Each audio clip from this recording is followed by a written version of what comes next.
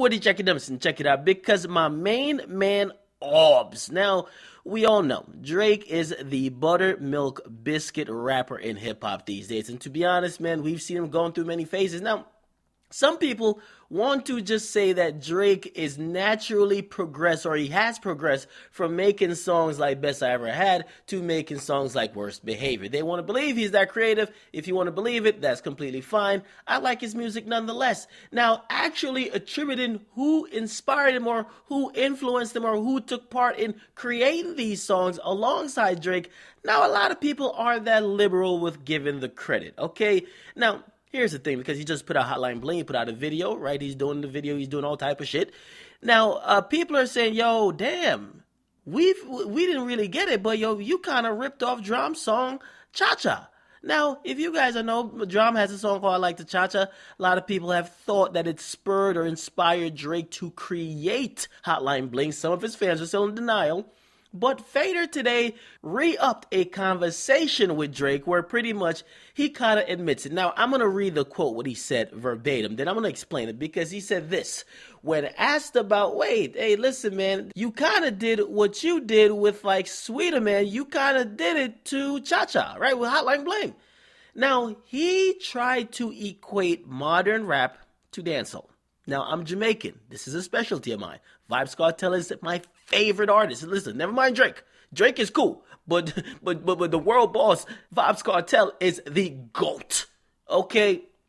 So Drake said this. You know, like in Jamaica, you'll have a rhythm, and it's like everyone has to do a song on that. Imagine that in rap.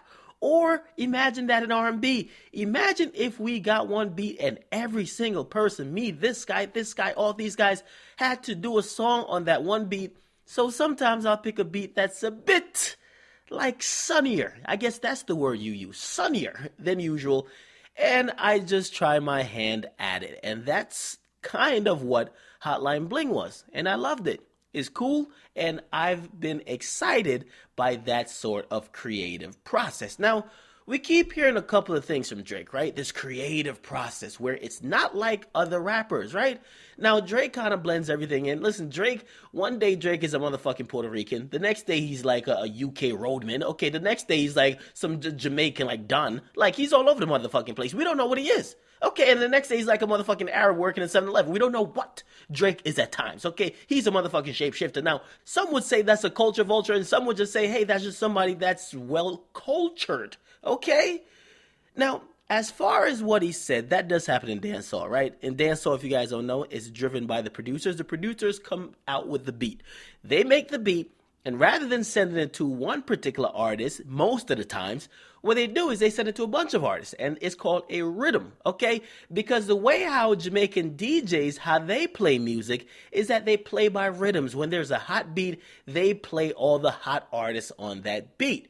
Now, here's the problem with that, because with that comes kind of advantages and also disadvantages. The advantages is that you hear your favorite rappers on the hottest beats. You ever heard like, yo, why does this whack-ass rapper got this hot-ass beat? What would so-and-so do to it? Well, in dancehall culture, you don't really have that problem too much because you'll hear your favorite dancehall DJ, and they call it DJ, that's the singer or the rapper, or if you want to call it Jamaican rapper, they call them a DJ, and that eliminates that problem because you'll hear your favorite dancehall artist on every track. So Movado is going to be on every track, Alkaline, Popcorn, Tommy Lee, you're going to hear Vybz Kartel, Beanie Man, Bounty Killer, if the rhythms are actually hot enough.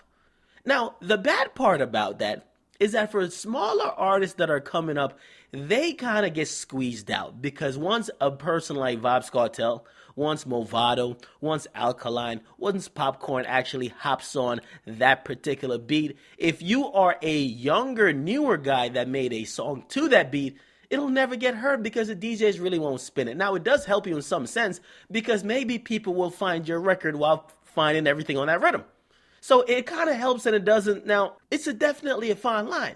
Rap is definitely not like dancehall because people usually, here's a beat, you give it to one person, and then you basically let that one person rock with it, okay? Everything else people do, I guess you could kind of say remixes or unauthorized remixes, but essentially Drake just said, I just made a different song kind of to his beat. Now, they're using different samples, but he pretty much has confirmed that, yo, listen, it's the inspiration.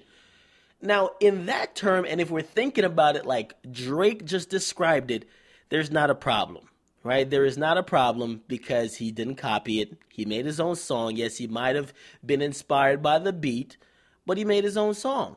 Now, for the particular artist, maybe they then feel the reverse effect of being helped out. They might think that, hey, you actually stunted the growth of actually my record, because the way how the US music structure is set up, it isn't set up for multiple songs on the same beat to be popping. In Jamaica, it is, right? So you could have a hot rhythm like an overproof rhythm, and you could actually have 5 or 6 hit songs off of it that's charts at the same time.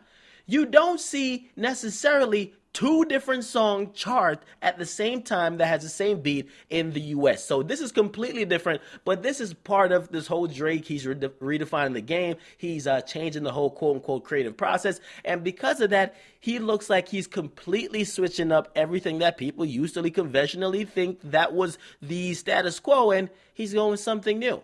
So as I said, it's all a slippery slope.